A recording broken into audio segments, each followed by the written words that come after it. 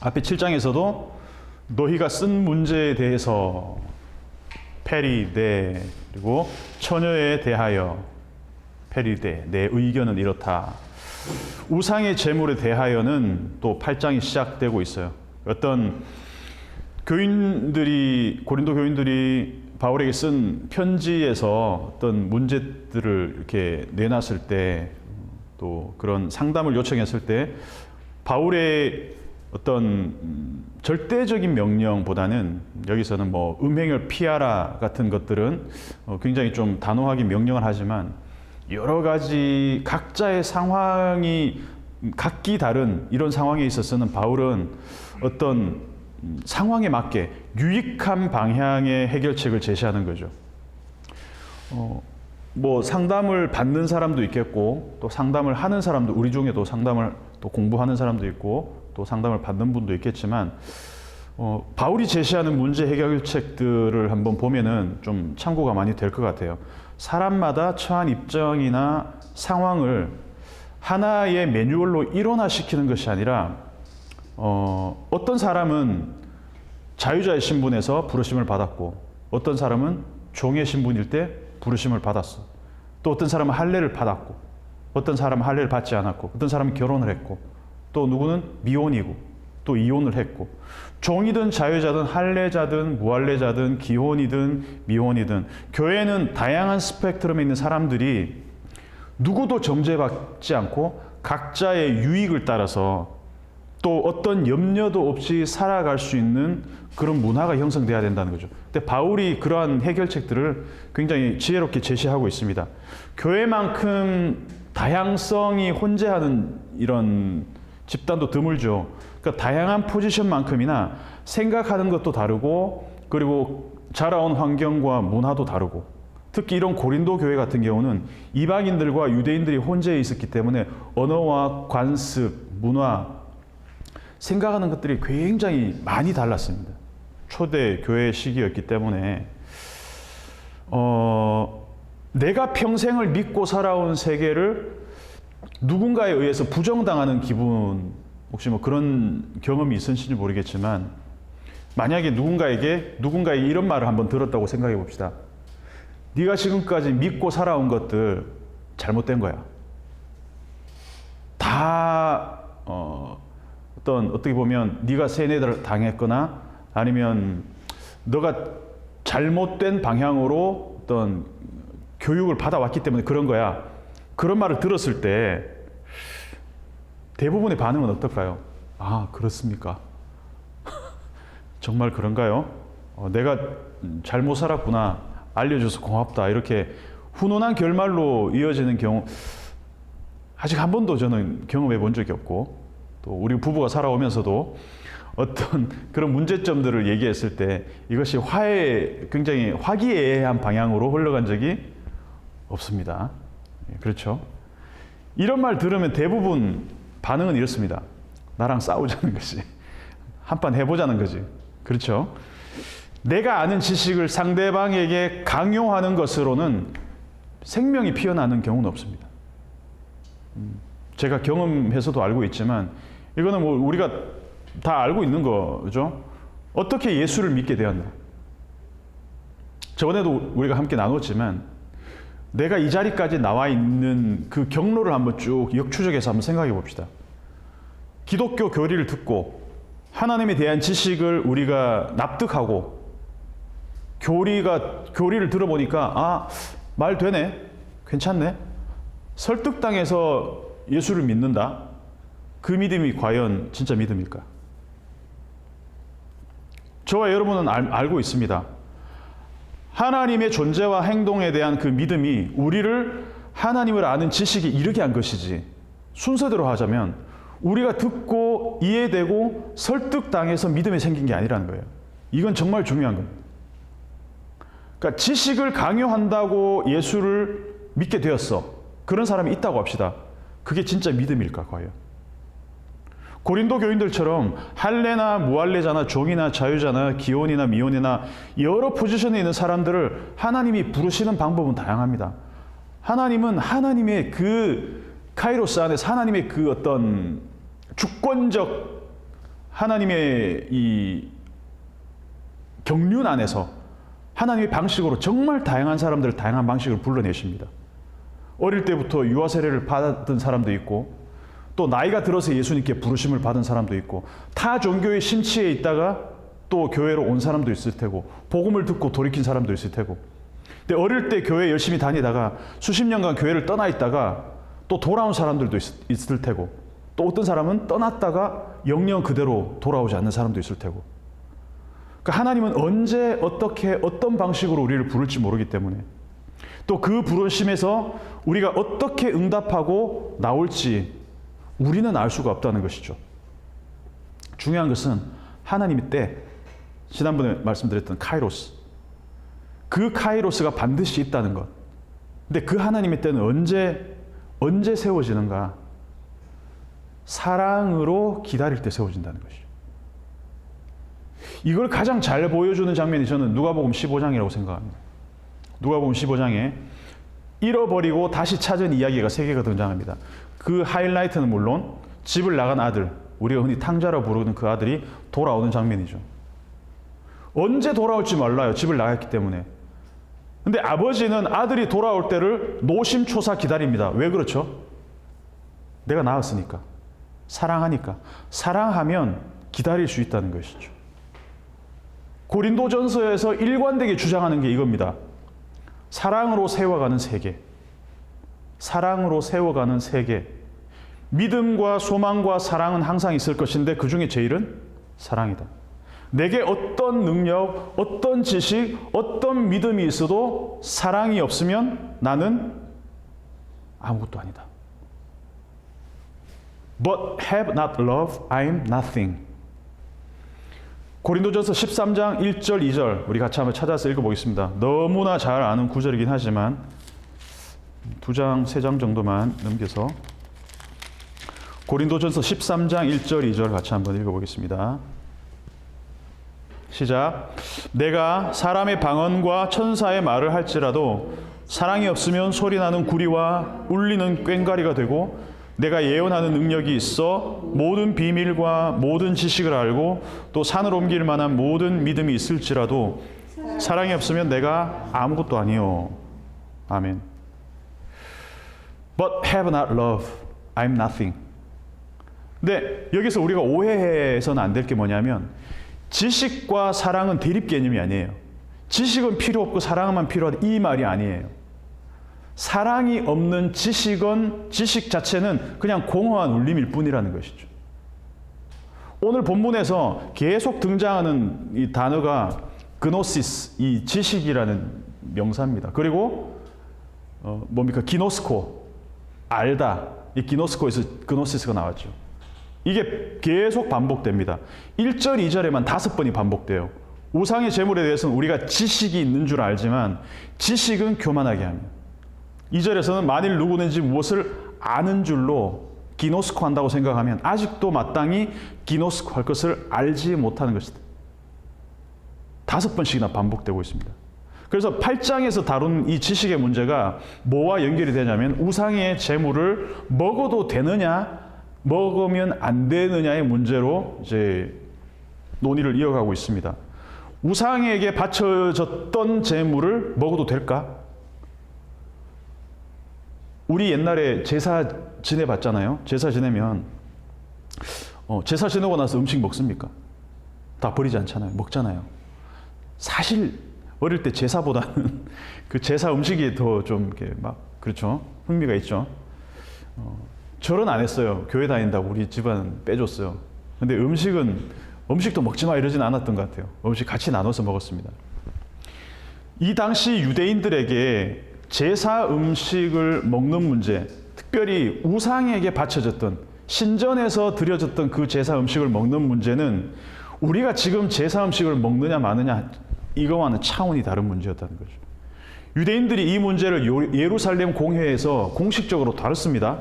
그 정도로 큰 문제였어요. 예루살렘 초대 교회만 해도 유대인들이 지켜오던 율법, 할례 이런 것들을 계승해서 지켜야 된다는 보수적인 입장이 있었고, 아니다. 그런 것들로부터 우리 자유하자라는 개혁적인 입장이 또 있었습니다. 근데 결론적으로 나온 중재안이 뭐였냐? 지켜야 되냐 말아야 되냐, 이런 것들에 얽매여서 이방인 성도들을 괴롭게 하지는 말자. 다만 네 가지는 반드시 지킨다. 그 네 가지가 뭐냐? 우상에게 바쳐진 제물을 먹는 것, 피, 목매어 죽은 것, 네 번째는 음행, 네 가지였습니다. 이 중에서 세 가지가 제사와 관련된 거예요. 그만큼 첫 번째 나온 게 우상의 제물이에요. 다 괜찮아. 다 받을 수 있어, 이방인들. 그런데 우상의 제물에 관해서는 이것만은 먹지 마라. 이게 예루살렘 공회의 결정이었다는 거예요. 고린도는 다문화 도시잖아요. 많은 사람들이 모여드는 항구 도시였고, 그리고 굉장히 허브 같은 그런 도시였습니다. 그러면 신전도 많았어요. 다신 사회였기 때문에 신전이 많았어요. 그리스 신전 많잖아요. 신이 많잖아요. 그 신전이 많다는 거는 그 신전에서 드리는 제사도 많았다는 거잖아요. 그러니까 이 도시 안에서 얼마나 많은 제사가 1년 내내 이렇게 횡행했겠냐라는 거죠. 그러면 그리스 신전과 그 신전에서 드릴 제사에 쓰이는 고기를 공급하는 고기 유통업자들 또 많았겠죠. 제사장들과 고기 유통업자들과의 어떤 이런 이권 개입 같은 것도 많이 있었다는 것이죠. 그래서 시장에서 제사에 쓸 고기를 신전에 공급합니다. 그리고 신전에서 제사에 쓴 고기들은 그냥 버려지는 게 아니라 어떻게 되겠습니까? 다시 그 제사에 썼던 고기들이 다시 시장으로 나와서 도축이 되어서 어떻게 됩니까? 서민들한테 팔려나가는 거죠. 그러면 시장에서 고기를 사올 때 사람들이 이 고기를 보면서 이게 우상의, 아니 이거는 일반 고린도인들은 상관없어요. 고린도 교회 성도들은 이게 지금 우상의 제물로 쓰였던 고기냐 아니냐, 이걸 어떻게 할 거냐는 거죠. 어떻게 할 거라는 거죠. 지금도 그렇지만 뭐 우리 어려울 때도 그랬죠. 우리 뭐 몇십 년 전만 해도 고기 먹기 쉽지 않았잖아요. 지금도 고기값 비싸죠. 고기 잘 안 먹어서 얼마인지 모르겠지만 하여간 비싼 것 같아요. 비쌌어. 이 당시에도 고기 먹기 힘들었어요. 근데 고기를 정말 푸짐하게 먹을 수 있는 기회가 있는 시즌이 있어요. 언제일까? 신전 축제. 신전 축제 때는 제사도 많고 고기도 넘쳐납니다. 그러면 못 사는 사람들 고기 먹을 기회가 있었어요. 그런데 이 좋은 기회에 종교적 이유 때문에, 우상의 제물로 드려졌다는 것 때문에 고기를 못 먹어야 되는 상황이라면 얼마나 억울하겠어요. 그러니까 이런 얘기들이 나올 수 있었겠죠. 우상의 제물로 드려졌던 거? 우상이란 게 있어? 하나님 한 분밖에 없잖아. 우리 그 문제에 대해서 자유해도 되는 거 아니야? 이런 주장들이 많이 생길 수 있었다는 것이죠. 그래서 딜레마가 생기고 여러 이런 문제들이 어떤 갈등 요인으로 작용을 했겠죠. 이게 신전에서 쓰였던 제물로 쓰였던 고기인지 아닌지 알 방법이 없습니다. 철저하게 이 금기를 지키려면 우상의 제물로 쓰였던 고기를 먹지 않으려면 아예 고기를 안 먹으면 돼요. 근데 그렇게 살 수가 없잖아요. 근데 이런 입장이 있는 반면 반대 목소리, 아까 얘기한 것처럼 고기는 고기다. 우상의 제물로 쓰였건 뭐 어디에 쓰였건 쓰이지 않았건 그게 배로 들어가서 소화되는 게 그게 무슨 상관이냐. 이 자유로운 거 아니냐.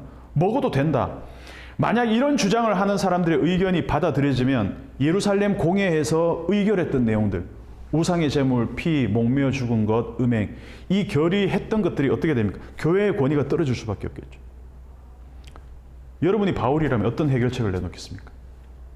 첫 번째, 우리는 예루살렘 공회의 결정에 따라야 된다. 절대로 우상에게 바쳐졌던 고기를 먹어서는 안 된다. 일단 없어요 아무도. 두 번째, 우리 다 그 문제에 대해서 자유할 때가 되지 않았냐. 마음껏 먹자. 고기파 나왔습니다. 고기파. 자, 만약 바울이 둘 중 하나의 입장이었다면 누군가는 반드시 양심의 어려움이나 죄책감이나 반항심이 들지 않았겠냐라는 거죠. 우리는 몇 명 없기 때문에 이렇게 자유롭게 발언할 수 있겠지만 이게 한 100명 정도만 된다 그래도 이게 단순한 문제는 아니라는 거죠. 우상은 아무것도 아니다. 하나님은 한 분밖에 없다. 따라서 자유롭게 먹고 마시자. 고기 파티다. 이 주장을 하는 사람들의 입장에서 생각해 보면 우상의 제물이라고 먹기를 망설이는 사람들이 얼마나 답답했겠냐는 거죠. 답답하지 않았을까요? 저게 뭐라고? 쟤네들은 있지도 않은 우상들이 뭐가 무서워서 먹기를 망설이고 있지? 괜찮아. 우상은 아무것도 아니야. 하나님은 한 분뿐이야. 이거 틀린 말입니까? 맞는 말입니다. True, fact. But 그러나가 나온다는 거예요. 문제는 4, 5, 6절을 다시 한번 읽어보겠습니다. 4, 5, 6절 시작. 그러므로 우상의 제물을 먹는 일에 대하여는 너희가 우상은 세상에 아무것도 아니며 또한 하나님은 한 분밖에 없는 줄 아노라. 비록 하늘에나 땅에나 신이라 불리는 자가 있어 많은 신과 많은 주가 있으나 그러나 우리에게는 한 하나님 곧 아버지가 계시니 만물이 그에게서 났고 우리도 그를 위하여 있고 또한 한 주 예수 그리스도께서 계시니 만물이 그로 말미암고 우리도 그로 말미암아 있느니라. 야, 이거는 정확한 신학적인 지식입니다. 팩트입니다. 그죠? 이 땅에 하나님은 한 분뿐, 주님 예수님도 한 분, 그리스도 한 분, 우리도 그로 말미암았다. 그래서 바울의 결론은 이러한 신학적 지식이 있으므로 마음껏 고기를 먹어도 돼라고 결론을 내리고 있냐? 아니라는 거예요. 7절을 읽어봅시다. 7절 시작. 그러나 이 지식은 모든 사람에게 있는 것이 아니므로 어떤 이들은 지금까지 우상에 대한 습관이 있어 우상의 제물로 알고 먹는 거로 그들의 양심이 약하여지고 더러워지느니라. 모든 사람이 이 그노시스, 이 지식이 있는 게 아니다. 구성원이 100명인데 만약에 10%만 이 지식이 없다 할지라도 10명 정도만 없다 할지라도 어떤 일은 지금까지 우상에 대한 습관이 있어서 우상의 제물로 알고 먹는 그들의 양심이 약해지고 더러워진다. 바울의 목회 방향이 한결같습니다. 이 문제에 대해서 정확한 신학적 근거가 있다고 하더라도 그노시스가 있다고 하더라도 그 지식이 없는 사람도 있을 수 있다. 소수라 할지라도. 그런 사람들이 한 사람이라도 있다면 그 사람의 마음에 상처가 되는 결정을 쉽게 할 수가 없다는 거죠. 그래서 저는 이 본문을 연구하면서 다시 한번 바울의 어떤 그 목회적 감수성에 좀 감탄을 하게 됐습니다. 왜냐하면 저는 그런 부분이 좀 약한 부분도 있거든요. 제가 수년 전에 사역하던 교회 청년부 예배에서 넥타이를 안 매고 설교를 한 적이 있었습니다. 근데 그걸 어떤 장로님이 보시고 담임 목사님한테 고발을 하셨죠. 그리고 불려갔습니다. 그래서 상 목사 왜 넥타이를 안 매고 설교했어? 그때 제 마음이 어땠을까요? 깝깝했죠. 솔직하게. 이게 중요한가? 지금 안 매고 있지만. 그리고 그걸 이제 고자질했던 장로님하고도 카톡으로 막 설전을 벌였습니다. 예.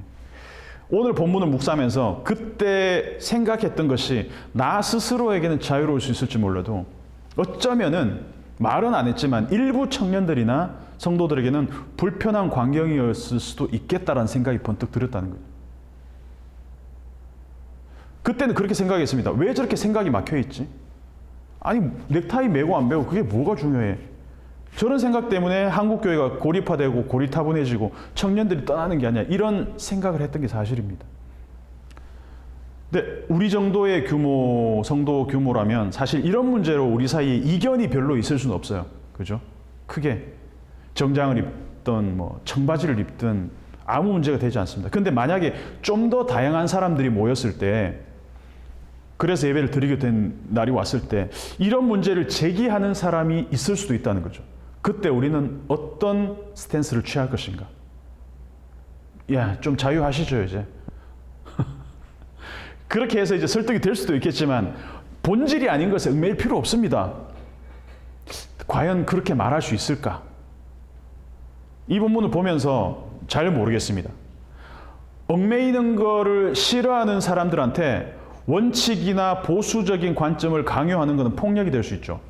근데 반대로 원칙을 고수하거나 전통을 중시하는 사람들한테 자유로움과 개혁적 생각을 강요하는 것도 폭력이 될 수 있다는 겁니다. 역지사지가 될 수 있다는 거죠. 누군가는 나의 개혁적 사고, 나의 어떤 진보적인 개방적인 생각들을 마음에 들어하지 않을 수도 있지 않을까. 어쩌면 내가 가진 사고방식조차도 누군가에는 또 다른 또 원칙주의처럼 비칠 수도 있겠구나. 그렇다면 우리 교회에도 이런 문제가 제기되었을 때 나는 정말 간단하게 내 생각을 고수할 수 있을까 한번 다시 생각을 해보게 되었다는 거죠. 그래서 바울이 강조하는 게 뭐냐? 지식에서 사랑으로. 나는 이 문제에 대해서 바른 지식을 갖고 있기 때문에 이 문제에 있어서는 나는 자유해. 우상의 제물은 아무것도 아니잖아요. 그죠? 맞습니다. 하늘과 땅에 신이라 칭하는 자가 있어서 온갖 많은 신들과 그리스 안에 많은 주가 있지만 우리 하나님은 오직 한 분뿐이야. 우리의 주는 예수 그리스도뿐이야. 그러나 이 올바른 지식 우리가 다 있다. 그럼에도 불구하고 이 지식은 교만하게 하면 했지 오히려 사람을 살리지는 못한다. 오직 사랑이 덕을 세운다. 이제 고대 고린도 교회, 고린도 사회, 이 고린도 사회는 헬레니즘의 중심이잖아요. 아테네도 근처에 있었고, 그러면 이 아테네나 이 헬레니즘 문화에 있는 사람들은 지혜를 사랑하는 필로소피아, 그리고 지식을 추구하는 사람들, 지혜와 지식을 추구하는 사람들이었겠죠. 내가 얼마나 많이 알고 있는지가 그 시대의 어떤 그 뭔가 유행과 어떤 지식 계급을 선도하는 사람들이었어요. 지금은 뭡니까? 그 지식과 지혜를 갖고 있는 사람이 갑인 사회가 아니라 지금은 돈 있는 사람이 장땡이잖아요. 이 시대만 해도 많이 알고 있는 사람, 똑똑한 사람, 지식. 근데 내가 얼마나 많이 알고 있는지를 과시하는 목적의 지식 사용은 정직하게 한번 들여다보면 그게 상대방을 살리기보다는 상대방 공격하는 데 많이 사용합니다. 부부 사이도 마찬가지 아닙니까? 아, 이런 것도 몰라? 이렇게 시작해서 아름다운 결말로 끝난 적이 한 번도 없습니다. 이것도 몰라 해서 시작해서 그건 이제 전쟁과 전투로 이어지지. 내가 이만큼 지식이 있다는 것을 내세우는 이유는 단 하나입니다. 나 알아줘. 나 좀 인정해줘. 내 말 좀 들어줘. 저 관악구에 S대 근처 가면 후드티 많이 입고 다니잖아요. S 유니버시티 후드티. 물론 이제 그거를 입는 다양한 이유가 있겠지만 그 중에 한 가지가 이거겠죠. 나 여기 다녀. 나 좀 알아줘. 근데 이름을 들어본 적도 없는 학교에 다니는 사람들은 그 후드티 같은 걸 입으면서 뿌듯하면서 나 좀 알아줘 이런 사람이 많지는 않을 것 같아요. 뭐 학교를 비하하고 이런 건 절대 아닙니다만서도 명품 가방을 들고 다닌다. 외제차를 탄다. 그 심리 중에는 대체로 나 좀 알아줘라는 그 마음의 소리가 밖으로 표현하려는 욕구들이 아마 있는 것 같아요. 그죠? 내 존재감의 발현. 나를 좀 알아줬으면 좋겠다. 내가 이만큼 알고 있다는 것. 1, 2절을 보면 우상의 제물에 대하여는 우리가 다 지식이 있는 줄로 아나 지식은 교만하게 하며 사랑은 덕을 세우나니 만일 누구든지 무엇을 아는 줄로 생각하면 마땅히 알 것을 알지 못하는 것이요. 내가 아는 것, 나의 지식을 통해서 나 좀 알아달라는 내 욕구가 교묘히 드러나는 장소 중 하나가 저는 교회의 강단이라고 생각합니다. 나는 누구보다 이 위험성을 아는 사람 중에 하나입니다. 개인적으로. 설교하러 올라온 자리가 내 신학적 지식을 은근히 드러내고 알아주기를 바라는 그 자리가 될 수도 있다는 것. 그리고 그 의도가 얼마나 교묘하게 포장될 수 있는지 잘 알고 있습니다. 그 유혹에 빠지기도 하고요. 3절 한번 읽어보겠습니다. 3절. 시작. 또 누구든지 하나님을 사랑하면 그 사람은 하나님도 알아주시느니라. 아멘. 하나님도 알아주시느니라. 이전 번역은 하나님의 아시는 바 된다. 내가 누가 알아주었으면 하는 욕망은 솔직하게 사람이라면 누구나 갖고 있는 본성이고 내 두려움을 극복하려는 본성입니다. 그죠? 근데 3절을 보면 누구든지 하나님을 사랑하면 그 사람은 하나님도 알아주시니라. 그래서 하나님도 알아주신다고 할 때 이 기노스코에 완료 수동형이 쓰였습니다. 하나님에 의해 아신 바 되었다. 내가 가진 지식, 이 그노시스가 누군가의 인정을 받고 누군가에게 사랑을 받는 도구로 사용돼야 하는 사람은 항상 두렵습니다. 왜 그렇죠? 나 안 알아주면 어떡하지? 내 지식을 누군가의 관심과 사랑에 무기로 써야 하는 사람은 항상 잊혀질 두려움, 사랑받지 못할 두려움 때문에 늘 새로운 콘텐츠로 나의 지식을 알려야 하는 강박에 사로잡혀 살아갑니다. 요즘 이 현상이 가장 두드러지게 나타나는 공간이 유튜브입니다. 트위터고, 페이스북이고, 쇼츠, 구독자 수가 많을수록 나를 알아주는 사람, 조회수가 많아질수록 나를 인정해주고 나를 사랑해주는 사람이 많은 것 같은 그런 사람들이 많아지고, 그러면 내가 잊혀지는 그 두려움에서 벗어날 수 있다고 믿습니다. 물론 저도 자유롭진 않습니다. 왜 내 설교 영상은 10회일까? 왜 우리 윤 목사의 이 멋진 찬양에 왜 조회가 수가 터지는 날이 오지 않을까? 왜 실황은 4회일까? 조회수 터지는 날이 안 오면 어떡하지? 진짜 그 고민 우리 가끔 하지 않습니까? 영원히 안 오면 어떡하지? 영원히 10회 9회면 어떡하지? 우리 윤 목사님 찬양 이 조회수가 폭발한 날이 올까? 막 강제로 막 보라고 강요 안 해도 막 보는 날이 올까? 근데 그걸 염려하기 전에 우리가 더 집중해야 될 것은 우리가 정말 전심으로 하나님을 사랑하고 있나? 우리 교회가, 우리 설교가, 우리 찬양이 누군가에게 인정을 받고 조회수 터지는 것보다 더 중요한 것은 우리가 하나님을 깊이 사랑하고 있나? 우리 예배는 우리의 하나님을 기뻐하고 우리 주 예수 그리스도의 그 사랑, 그 십자가의 사랑에 감격하여 드리는 예배인가? 우리는 누군가에 의해서 알려지는 것보다 우리 교회의 존재, 우리가 하는 설교, 우리가 하는 찬양, 누군가의 조회수, 누군가의 구독자가 늘어나는 것보다 하나님의 아시는 바, 하나님의 알아주심에 더 목말라 하는 교회가 되었으면 좋겠다. 저는 이 소망이 생겼습니다. 우리가 아는 지식이 우리를 알아주기 바라고 누군가를 설득하는 수단이 아니라 누군가를 섬기고 사랑하는 데 쓰일 수 있었으면 좋겠다. 하나님이 아시는 바 되었느니라. 이거면 되는 거 아닙니까? 하나님만 알아주신다면, 오늘 제목을 그렇게 지어봤습니다.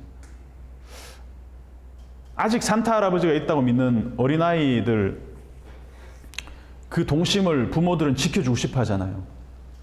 그렇죠? 그래서 매년 12월 24일 밤에 아이 머리밭에 뭔가 이렇게 두는 부모들이 있어요. 얘가 눈치를 챘을까? 산타가 없다는 걸, 내가 줬다는 걸 언젠간 알겠지만 어쨌든 간에 저도 한 번 받은 기억이 있어요. 축구공. 예, 산타 할아버지가 준 건 아닐 것 같다고 제가 믿긴 했지만 어쨌든 간에 딱 한 번 기억이 납니다. 예전에 마산에 살 때. 산타는 허구의 존재고 이 무지한 아이에게 나는 이 무지한 아이를 계명시켜서 바른 지식을 전달해야 되겠다. 아이를 불러놓고 얘야, 네가 지금까지 믿고 있었던 건 다 거짓이다. 산타는 없다. 앞으로 12월 24일에 너한테 줄 선물도 없다. 현실을 받아들여야 돼. 이 지식이 아이한테 전달된다고 뭐가 달라집니까? 동심만 파괴되지. 근데 대부분의 부모는 아이에게 지식을 전달해서 무지에서 벗어나게 하는 그것보다도 아이를 사랑하는 그 마음을 계속 이어가고 싶지 않겠습니까? 산타가 없다는 그 지식이 그 아이를 계명시켜서 현실 감각이 있는 아이가 되게 하는 것보다 부모에게 더 중요한 것은 내 아이가 좀 더 동심을 간직해서 내가 계속 더 선물을 주고 싶다라는 이 부모의 사랑이, 그게 더 고결한 거 아니겠습니까? 아이가 크고 나서 기억에 남는 거는 우리 부모가 나에게 지식을 알려줬어라는 그 기쁨보다 내가 아무것도 모를 때 우리 부모는 나에게 이것들을 그 사랑의 기억밖에 남지 않는다는 거죠.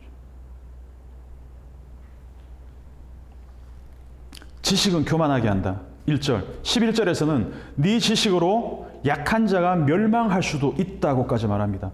우상의 제물은 아무것도 아니야. 이러면서 우상의 집에 앉아서 고기를 막 먹고 있어요. 튀겨 먹고 막 구워 먹고 수육해서 먹고 막 이렇게 막 먹고 있어. 그러면 너도 나도 담력을 얻어가지고 우상 제물을 먹지 않겠습니까? 안 먹고 먹고의 문제가 아니라는 거죠. 자유함이 있다고 함부로 행동하는 것이 약한 사람들에게는 거치는 것이 되지 않도록 조심해라. 담배 피는 거 죄입니까? 술 마시는 거 죄입니까? 엄밀하게 말해서 죄는 아니죠. 그렇다고 만약 제가 맨날 막 술에 취해가지고 설교하러 올라왔는데 막 얼굴 빨개가지고 올라와 있고 막 설교하기 직전까지 막 담배 막 피워대고 그러면 어떤 성도가 우와 우리 목사님 자유하셨다. 자유하셨구나. 이럴까요? 결코 아닙니다. 목사도 피네? 아이 나도 빨자 이러면서 꺼내가지고 막 빨아볼까. 바울은 뭐라고 얘기합니까? 나는 영원히 고기를 안 먹을 수 있다. 12절 13절 같이 한번 읽어보겠습니다. 12절 13절 시작. 이같이 너희가 형제에게 죄를 지어 그 약한 양심을 상하게 하는 것이 곧 그리스도에게 죄를 짓는 것이니라. 그러므로 만일 음식이 내 형제를 실족하게 한다면 나는 영원히 고기를 먹지 아니하여 내 형제를 실족하지 않게 하리라. 이거는 정말 쉽지 않은 목회의 자세입니다. 모르겠습니다. 바울이 그 이후에 고기를 먹었는지 안 먹었는지 모르겠지만 교회는 다양한 사람, 다양한 생각, 다양한 배경을 가진 사람들이 모이는 곳입니다. 그러니까 어떤 말도 누군가의 마음을 상할 수 있게 하는 말은 항상 조심을 해야 됩니다. 저부터도 그러겠습니다. 사람마다 생각이 다 다를 수 있기 때문에 그 사람의 생각의 자유를 인정해 주는 것이 성숙한 자세입니다. 뭐 이념, 이데올로기 이런 건 다 떠나서 예수님은 이 땅에 살았던 인류 역사상 모든 사람 중에 가장 뛰어난 지식을 갖고 있었던 사람입니다. 예수님보다 그 지식이 많았던 사람이 있었습니까? 그분은 모르는 것이 없었습니다. 그렇죠? 가장 탁월한 능력을 갖고 있었던 사람입니다. 지식과 지혜와 능력에 있어서는 예수님은 그 어떤 사람들과 비교가 되지 않습니다. 근데 그런 예수님이 자기의 신적인 지식, 신적인 능력, 이걸 이용해서 세계를 제패할 생각을 하지 않으셨다는 거예요. 내가 가진 지식과 힘을 이용해서 로마를 제압하고 세계의 평화를 가져다 주셨다면 그 자유와 평화는 그 힘을 두려워해서 유지되는 자유와 평화일 뿐이라는 것이죠. 근데 그 대신 주님은 자기가 가진 신적 지식과 초월적 능력을 최소화하셨습니다. 힘과 지식과 권능으로 세계를 제패하고 평화를 가져오신 것이 아니라 뭘로? 사랑으로 세계를 정복하셨다는 겁니다. 그게 주의 나라입니다. 기적을 남용해서 사람들을 무릎 꿇을 수 있었지만 그렇게 하지 아니하셨다는 거죠. 그럼에도 불구하고 그 최소한으로 말씀하시고 행동하신 것 중에서도 예수님의 말씀에는 권위가 있었고 바리새인들이 입도 뻥끗할 수 없는 그런 설득력이 있었다는 것이죠. 내가 가진 신적 지식, 초월적 능력을 사람들이 알아주기를 원하지도 않으셨습니다. 예수님은 오직 아버지께 아신 바 되기를 원하셨다는 겁니다. 예수님 일생에서 하늘에서 소리가 들린 적이 몇 번 있었습니다. 그때마다 아버지 하나님이 아들 예수님께 그렇게 말씀하셨습니다. 제가 읽겠습니다. 마태복음 3장 16절 17절까지. 예수께서 세례를 받으시고 곧 물에서 올라오실새 하늘이 열리고 하나님의 성령이 비둘기같이 내려 자기 위에 임하심을 보시더니 하늘로부터 소리가 있어 말씀하시되 이는 내 사랑하는 아들이요 내 기뻐하는 자라 하시니라. 아버지 목소리 This is my beloved son. 이는 내 사랑하는 아들이요. 이것이 예수님이 33년간 이 땅에서 아버지와 떨어져 있었음에도 불구하고 살아낼 수 있는 원동력이었습니다. This is my beloved son. 내가 너를 안다. 저는 우리 일상교회가 하나님의 이 음성을 갈구하는 교회가 되었으면 좋겠습니다. 사람들이 알아주는 교회, 알아주는 설교, 박 터지는 조회수, 구독자 수 엄청나게 이게 아니라 물론 그거 필요 없다는 거 아닙니다. 좋지만 먼저는 하나님이 아신 바 된 교회가 되기를 저는 기도했으면 좋겠습니다. 우리가 한 마음으로 기도했으면 좋겠습니다. 이제 다음 주부터 새로운 공간, 새로운 지역에서 예배를 드립니다. 그 지역에 예수의 복음이 필요한 사람들이 있다면 우리와 함께 예배 드릴 수 있는 기회도 하나님 허락해 주시고, 그리고 그 과정 가운데 필요한 모든 과정 하나하나가 순탄하게 이루어질 수 있기를 우리 함께 좀 기도했으면 좋겠습니다.